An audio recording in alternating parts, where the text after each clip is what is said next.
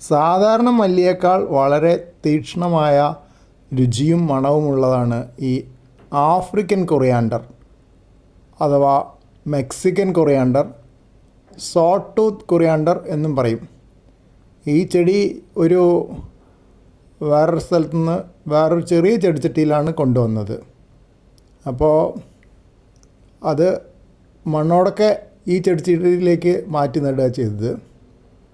തുടക്കത്തിൽ അതിലുണ്ടായിരുന്ന മണ്ണും കൂടെ മുഴുവനായിട്ട് ഈ ചെടിച്ചട്ടിയിലേക്ക് മാറ്റി. നടാൻ വേണ്ടിയിട്ടൊരു വലിയ കുഴി മൺകോരി കൊണ്ടുണ്ടാക്കി, ചെറിയ മൺകോരി കൊണ്ടുണ്ടാക്കി. എന്നിട്ടാണ് ഈ ചെടിച്ചട്ടിയിൽ വന്ന ചെടി പറിച്ച് നട്ടത്. ഇതിൽ ഇലകൾക്ക് സെറേഷനുണ്ട്, മുള്ളുണ്ട്, കൈതമുള്ളു പോലത്തെ മുള്ളുണ്ട്. അത് വലിയ കുത്തുന്ന മുള്ളൊന്നുമല്ല, മുള്ളു പോലെ കാണുന്നു എന്ന് മാത്രം. ഇലകൾക്ക് കുറച്ച് കേടൊക്കെ വന്നിട്ടുണ്ട്, എന്നാലും കുഴപ്പമില്ല. പുതിയ തളിരൊക്കെ ഉള്ള ചെടിയാണ്.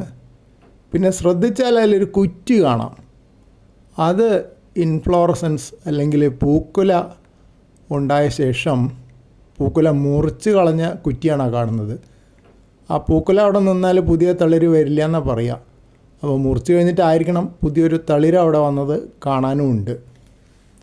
മുമ്പ് ഇവിടെ ഉണ്ടായിരുന്ന മല്ലികളൊക്കെ, അതായത് ഈ ആഫ്രിക്കൻ കൊറിയാണ്ടറൊക്കെ കുറച്ച് കാലം നന്നായിട്ട് വളർന്നു, പിന്നെ അതങ്ങ് ഉണങ്ങിപ്പോയി. 2-3 തവണ അങ്ങനെ പരീക്ഷിച്ചിരുന്നു. അതാണിപ്പോൾ പുതിയ ഒരു പരീക്ഷണം കൂടി എന്ന് പറയാൻ കാരണം. ഇനിയൊന്ന് ശ്രമിച്ചു നോക്കട്ടെ, വളരുമോ നോക്കട്ടെ.